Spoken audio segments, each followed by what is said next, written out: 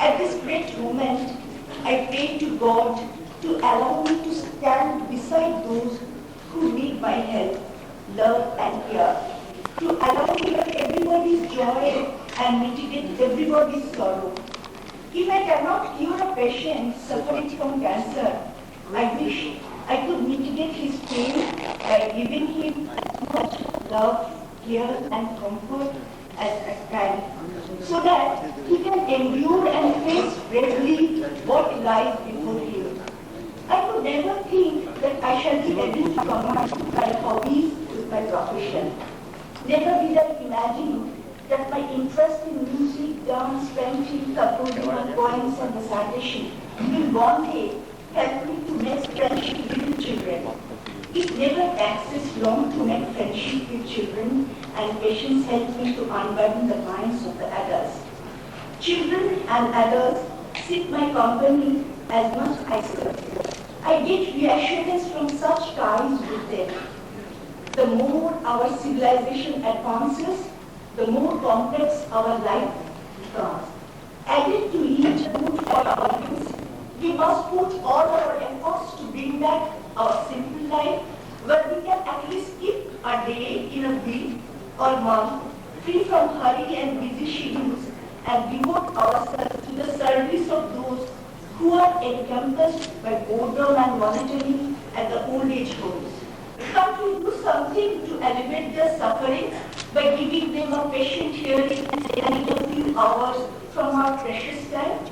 Can't we spend a few hours with the children who live at children's homes and rehabilitation centers, abandoned by their parents and miserable existence of loneliness? Let's pledge to whatever we can to alleviate the suffering. Otherwise, you cannot purge our mind of the darkness. Whatever you have, give to others like fragrance of flowers. I quote a line which Mother Sharoda said in the last day of her life, that if you want peace in our life, then don't fight for others, rectify yourself first. How true it is in the context at this millennium. Let's pledge to make a ball of love to celebrate this millennium. আপনারা অতুল প্রসাদের সেই কথা line আমার সঙ্গে মানবেন যে যদি আমরা সবারই পাশে ভালো নইলে মনে কালো বুঝবে না রে আচ্ছা ভালো জীবনের মোটিভে বাধ্য আসলে আমরা সকলকে ভালোবাসি আমাদের ছোট ছোট জিনিসের হিংসা দেশ রেশারেশি ঘুরে গিয়ে একটা নতুন জগৎ তৈরি করি আমরা সকলের আনন্দ সুখ একসঙ্গে ভাগ করে নেব যেমনি দুঃখের দিনে সকলের পাশে থেকে সেই দুঃখের তীব্রতাকে কমিয়ে সকলের তাও ভাগ করে নেব এই নতুন শতাব্দীতে আমরা শপথ নিই আমাদের ভালোবাসার জগৎ করার I once again thank you everybody who shares with me in this great moment of my life. This High Court Calcutta and our chief guest today for his address. So this was Excellency, the Consul General of the Russia, His Excellency, the Consul General of Federal Republic of Germany, Dr.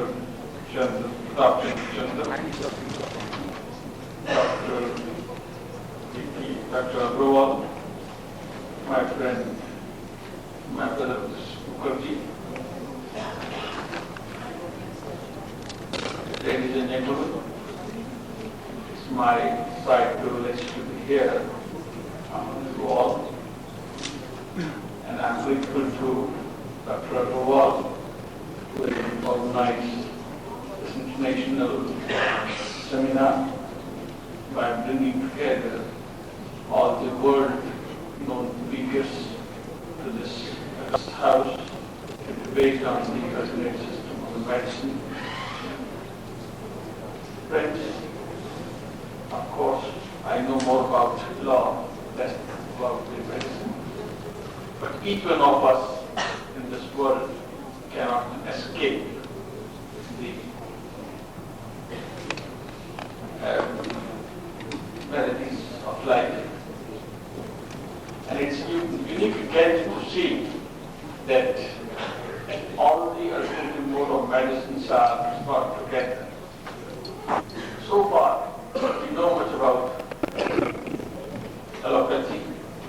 about the other systems of medicine. But each system of medicine has a unique place in the system.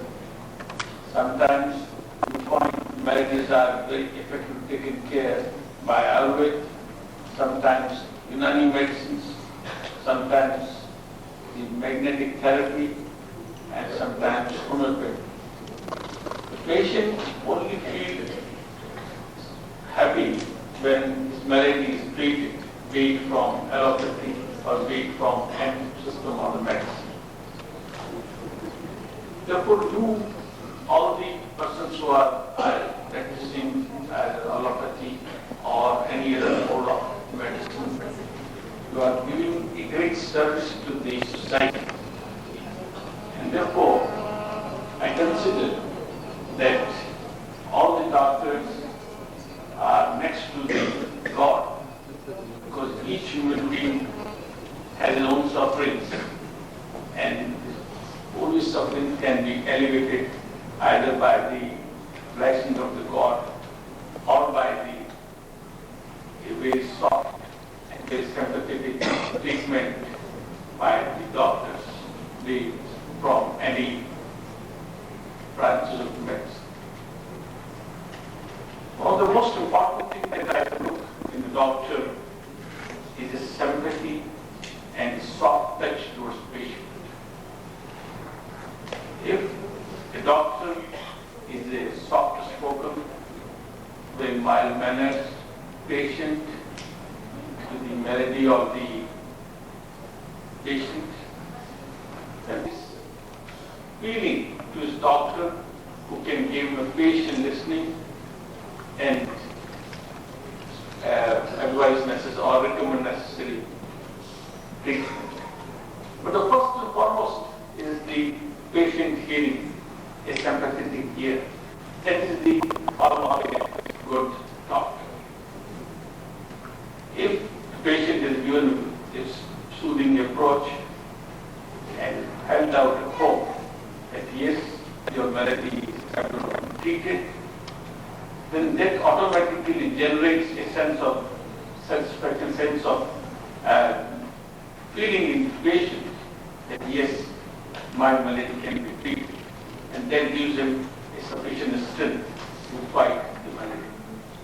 Therefore, the first and foremost thing that a doctor should do is to give a patient hearing and sympathetic approach to it. That is, in my opinion, is the best source to treat the patient. Of course, sometimes you find today in the busy world, whenever you approach a specialist, he hardly gives you time. He just prophesies and writes set on medicine. But the patients are not satisfied. Therefore, a doctor who has combined two things together, a good sense of clinic plus a sympathy, then of course that works like a great touch. Last evening only, when I was talking to some of the doctors who was there with me, and I was discussing about the approach towards the patient. One young doctor, very efficient doctor in pediatrics, told me that you can't give that much of time to each of the patients, giving them 15 to 20 minutes for hearing. You can't afford that. And my answer to the doctor was this: because if you can't afford to give patient hearing to your patient, then 50% you are lost. Because you may have medicine, you may take care all the efforts, but unless you generate a sense of satisfaction in your patient, that yes. In this connection, I am reminded of the oath which is being administered to doctors by Hippocrates. But that oath needs to be delegated to all systems of medicine. But unfortunately, in this millennium, where the world is going fast, we are looking up the 21st century, time, much less a doctor, a busy doctor. But friends, you must remember it, that you owe a society and to the individual patient. Therefore, you must keep a sensitive mind, sensitive touch for your patients. Today, in any profession, people are little insensitive. Maybe in medicine, maybe in the legal profession. So there is a mad rush of going around. And these people in medicine or maybe in the legal profession, man is affected, needs your sympathetic ear. And if you don't give us a sympathetic ear, then of course, whatever you may administer, whatever relief you may talk about in the legal profession, man will not be felt satisfied. Therefore, friends, basically, in the alternative mode of medicine, I found that some of the homeopathy has done wonders. Maybe that medicine has worked, or maybe that their sympathy has worked, which has evoked a sense of feeling in the patient that he can be cured. And by quoting some of the examples of treatment, he evokes a sense of response in the body of that patient, and that creates it very strongly and goes to treat. Sometimes psychological treatment is also necessary. The man can put up a fight. Sometimes Unani medicine has done wonders, where even surgeons, very leading dignitaries of the allopathy, has sought the help of the alternative sort of medicines, and they have been cured. You find some of the allopathy combined with the homeopathy, and that makes a wonderful combination. Sometimes they themselves feel it that we cannot cure it by allopathic treatment, style of medicine. Have a sensitive approach toward the well-being of society. As I said, that you are revered next to the God. Therefore, please remember your responsibility to our society and make your contribution for welfare of the poor and hazard people who come to you for your sympathy. And I again welcome you all, and I express my thanks and gratitude to Dr. Agrawal to be here. And I hope I may not be patient due to time. God permit me. Thank you very much. Thank you, sir. And may we now request Honorable Justice Shumi Kumar Mukherjee, former Acting Chief Justice, High Court, Calcutta, for his address. Friends from the foreign countries who have taken all the trouble of this country so that the benefits of the medical treatment which have been invented recently or very close by, those can be made available, and whatever discoveries and inventions have been made in this country may also be utilized for people of their country. I have the privilege of remaining connected with this Indian Board of Alternative Medicine from its inception, and with great satisfaction and pride I have been noting its growing popularity. The reasons for such growth in popularity are hard to seek.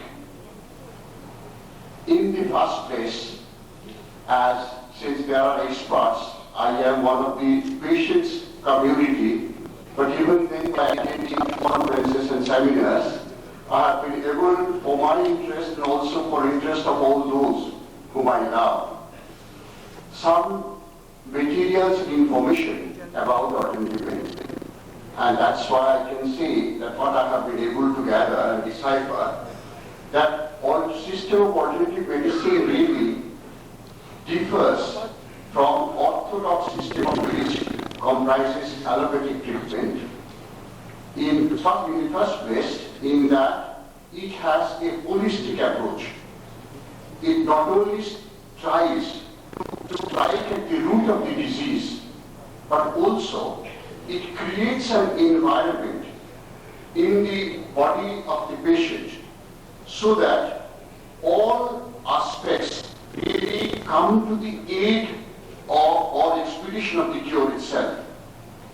This is one of the foremost reasons, because here the practitioners of medicine, they cannot think of isolating a human being from nature where from it originates.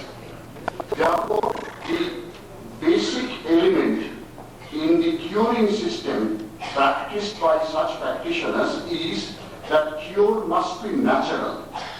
Natural and nature must be utilized. That's why resistance, wherever there is a disease, it is not the first, in the first attempt is not sought to be done, let the disease be annihilated immediately, so that there may be a possibility of recurrence of the same in the future. What is done is that resistance in the body against this is allowed to grow up and enhance itself, so that the disease, when eradicated, goes finally and has no chance to come back. And somehow the popularity of the alternative medicine is attributable to the absence of any side effect in it, which is definitely an important thing, because although I must not be understood to say that I am decrying allopathic medicine, because I belong to the patient's community as a human being, and therefore I am interested in cure. But in our practical experience, we have seen that in certain cases that allopathic medicines are administered, side effects occur and side effects become more dangerous than the disease itself. In the case of alternative medicines, such side effects are totally absent. The third thing is that alternative medicines very often provide for preventive measures. As an ordinary man who had past experiences of suffering, I can say that, take an example of chicken pox. Chicken pox has no preventive in allopathic medicine, but in homeopathy you have got a preventive measure, and whenever one gets afflicted with chicken pox, we have been advised to take this cost effectiveness, because in case of alternative medicine, of course, unlike what we have heard from the Consulate General of Germany, here the cost is minimum. At least so far as India is concerned, we cannot say that, well, we have sufficiently crossed the poverty line. Here, majority of the people, they are bordering on poverty, and therefore very often the medicines, though those are to be utilized and used, cannot be afforded by them. That is the reason why many scientific discoveries have combated many diseases, but yet there are fields yet to be covered where diseases are coming in cases recently, or newly born diseases are there, so medicines have to be invented. And even where medicines have been invented, those must be made accessible to the ordinary mass, otherwise the country cannot get a benefit, only the modern medicines. But at the same time, I again emphasize that I must not be understood to say that there must be a harmful competition between different systems of medicine. Our aim is to achieve cure, and therefore our objective will be to see that all the systems work together in cooperation with each other, so that the patient's community get the necessary relief. Today we are attending a seminar. I had the privilege of attending such seminar here also, and I have seen that scholars and researchers, medical practitioners of eminence, they take the trouble, because they have not got humanity. They take the trouble of traveling long distances to join such seminars and disseminate what they have learned, what they have invented, what they have decided, so that these information, these discoveries and inventions may go and serve the community at large. These seminars are really important, and such importance need no emphasization. I am extremely happy and grateful also to Dr. Agarwal and his teammates who had been trying to popularize this system of alternative medicine, which is very, very recently available.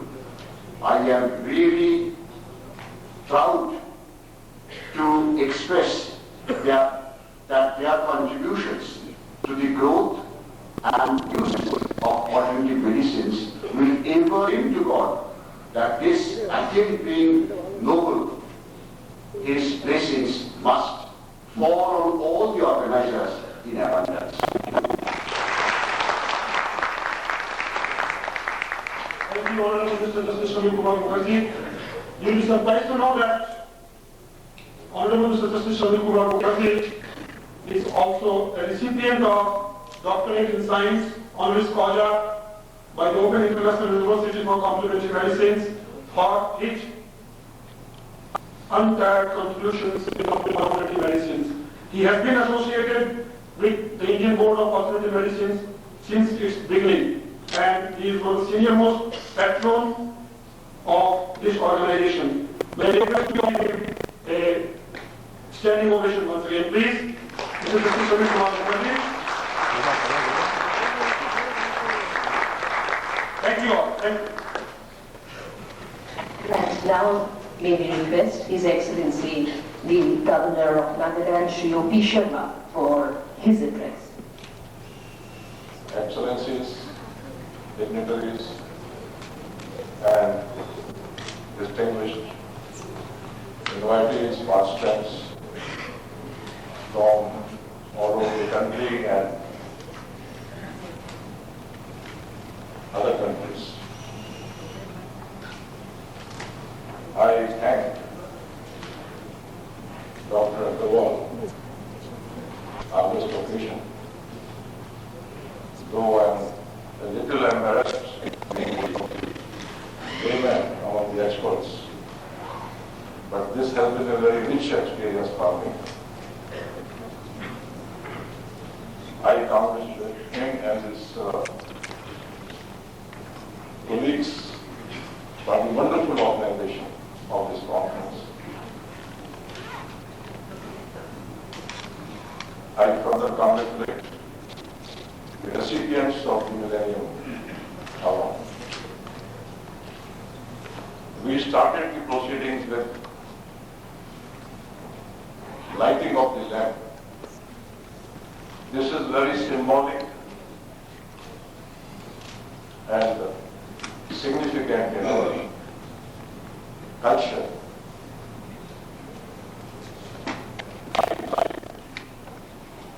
Is knowledge, and knowledge is God.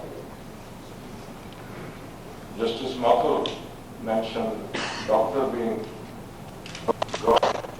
It is the knowledge in doctor that is God. Prajnanam Brahma declares at Treya Upanishad of the Rig Veda.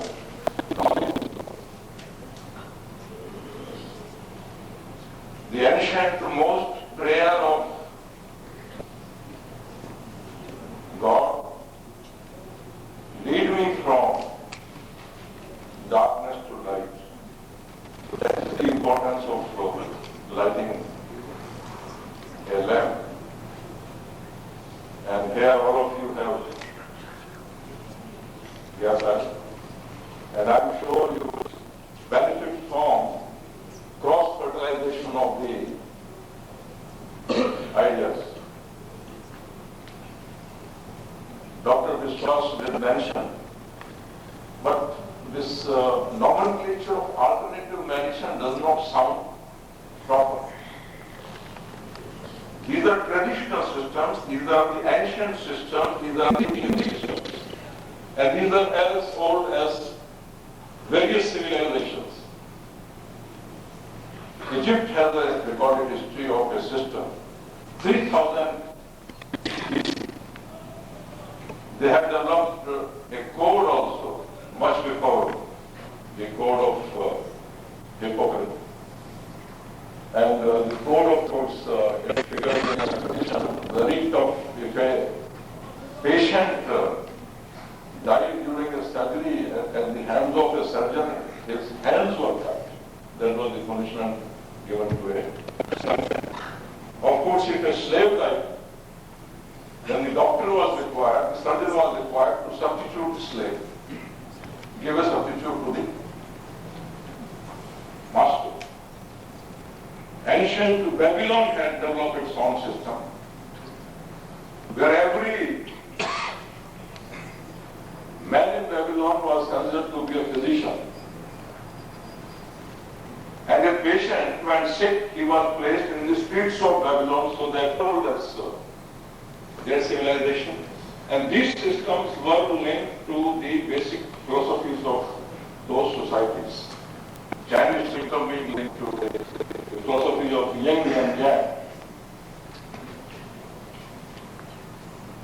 In Greek system, they developed from that is the compilations of our older system were written. The oldest is Charak Samhita, which in tradition derives its lineage from Rishi was, from Prajapati. Bharadwaj is the Rishi that figures in Rig Veda. And Bharadwaj himself was considered to be a physician and a surgeon both.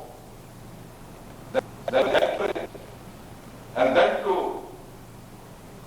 Charak. Charak only compiled, we used to compile these systems. I am very happy to find this book on Vastu Shastra. Vastu Shastra is also a compilation. There are many variations of the original Shastra.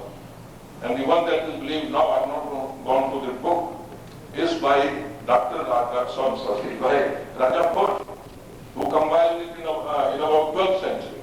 But there are many versions. There are South Indian version, North Indian version, like this. Likewise, in the practice of Indian medicine, there are many versions. So Charak only compiled this thing. As I said, these were linked to the life philosophies of those societies. The basic purpose, the basic concept stated for Ayurveda was Dirghjivitya, longevity. But it's not a mere long life, meaningful life. They differentiated between Ayurveda means science of life, Ayu. Sukham Ayu and Asukham Ayu. What type of life you have is a Sukham, of happy life. And life, that is, disease-free life is happy life. And the life which has disease is Asukham. What type of life parallel to this is Hitam Ayu, Ahitam Ayu. The favorable life, the good life. So the system aimed at curing the body and mind both. It operated at the physical level and also at fifth and cuff. That corresponded to three elements. That was linked to Sankhya philosophy, the orthodox classical philosophy of Indian, borrowing the three gunas, Rajogun, Tamogun,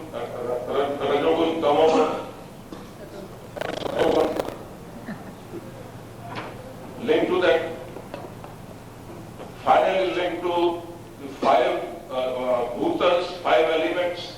I think the practitioners of practical America should be happy about it. Their elements are more than five. And when there was imbalance in these five elements, they called it Prakriti Dosh. No, they went so deep. It's not only practicing medicine. They went into the whole life. Man is a moral being, is not merely a physical being. It's a spiritual being. So they were operating at the psychological level. They were operating at the physical level. They were going into the purpose of life. After him came Shusruta. And Shusruta, of course, he was a very efficient surgeon. He identified more than 120 diseases.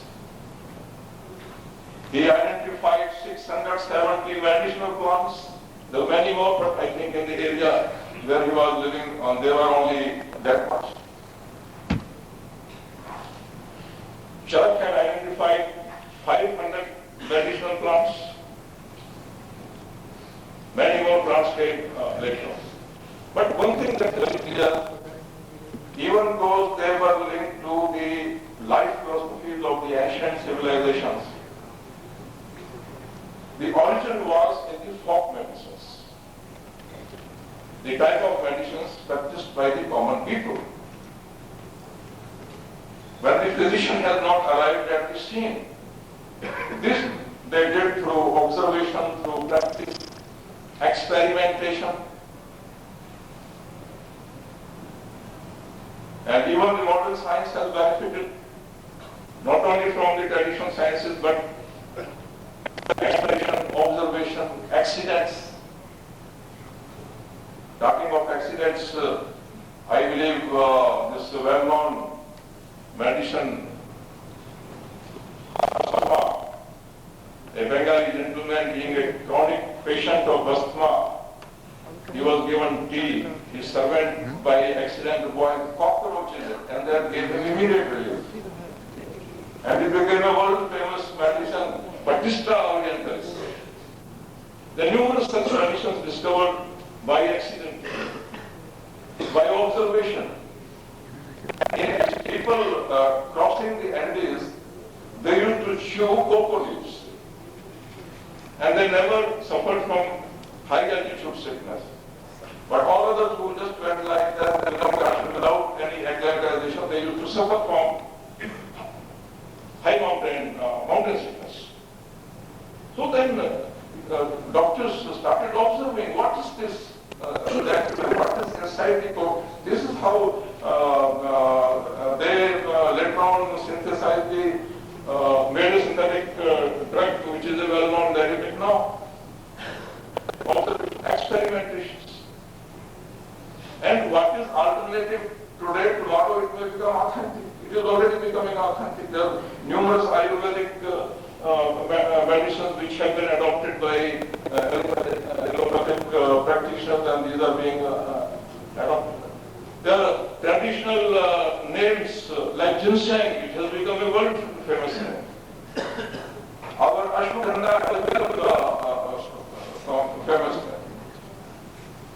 Shilajit is a rock product found in barren mountains. It has become a world famous name. Brahmi has become a world famous name. And coming back to the folk theme, Tirphala, lowly thing. It was found commonly in forests of the country. Tirphala means tree, fruit, tree. And combination of this thing is no more in the realm of an expert physician. Every household in India had it. As a cure for various diseases. Then we had other formulations connected to miracles like Chyawanprash. It is amla in it, there are other medicines also, but linked to the life of the rishi who was very old and became young after using it. So it is, nobody has become young these days, otherwise this garden and Vedanath, they should have been claiming and publicizing, but then the fact remains, it speaks of the quality of the ingredients used. But everything that is antique cannot be accepted scientifically these days, and one example is of the rhino horn. The myth built around the rhino horn, the result is rhino today all over the world is in extinction. Rhino horn is just a thing, I'm a layman, but I'm just, whatever I have learned, is an inert material, it is compressed air. It has no medicine, but we know, the type of imagination, what type of dreams sort of people sell on the basis of rhino. The tiger is also facing extinction because various, someone mentioned in the beginning, I think Dr. Vishwas, that we had compassion for the life, all life. Let us now, in the light of science, let us realize, there are a lot of medicines of this type which have been continuing for centuries, but they have no validity, no utility. Musk deer in the Himalayan belt has disappeared. I'm not aware about the other countries, but in our Himalayan belt, the musk deer has discovered because some myth was built around the musk. I would not go into details whether musk is useful or not because it figures in so many formulations, but the fact remains certain it is not available. So this is a very useful conference, and I do hope that certain observations which I have made, that there is always a need to upgrade our knowledge, always to change if necessary, to discard if we find something which needs to be discarded. After all, in allopathy, they are discarding everything. Every day lists are always saying that these medicines are no more useful, they have harmful side effects. Even ordinary routine medicines like Mexaform, which everybody was taking, have been discarded. Myths were built about the efficacy of vitamin C as a preventive of common cold is being denounced by competent authorities. So that's all it is, a changing world. In the end, I would like to conclude that professionalism is the real thing in whatever field are you. In the Indian society, in whatever field you are working, that is called your dharma. Dharma is not religion, you can't translate it in Indian culture, it's a different word for that. The best dharma, the yoga, is yoga, karamsu, kaushanam. Krishna, Lord Krishna is telling Arjuna, the best religion, the best way of life, the best spiritual way of life is the expertise, the specialization you achieve in your respective field, yoga, karamsu, kaushanam. God may bless you. Thank you.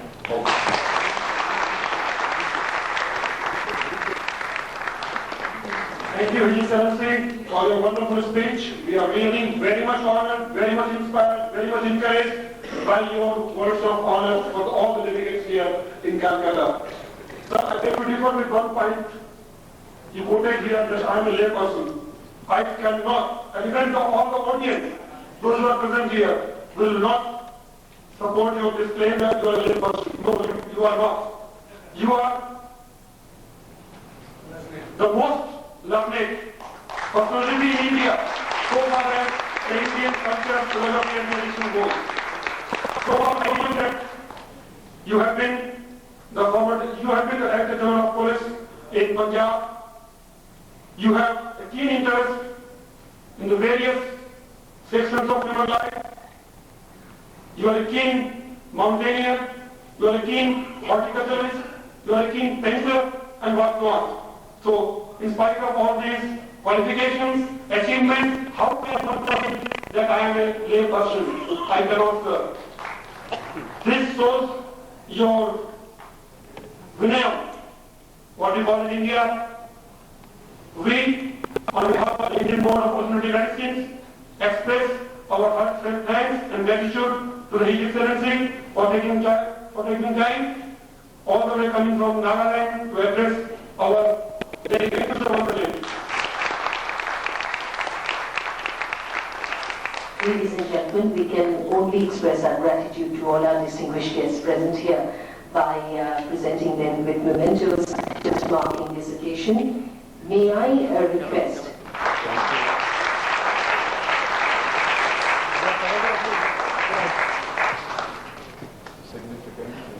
we also request her to present a memento to Honorable Chief Justice of Calcutta High Court, Justice A.K. Mathur. Mr. Sanita Dewan to Justice A.K. Mathur.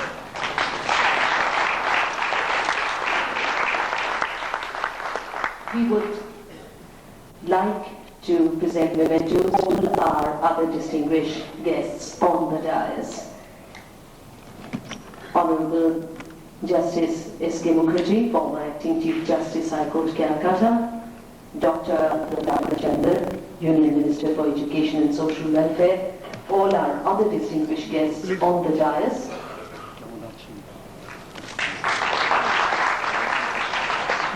Sri Pratap Chandra, Dr. Pratap Chandra Chandra, His Excellency Dr. Wolfgang Seiwert, Honorable Consul General, Federalist Alexei Ozhirepikin, Honorable Consul General Rashi Ketri, Sri D.P. Bhandari, Honorable Consul, Royal Nepalese Consulate, the keynote address.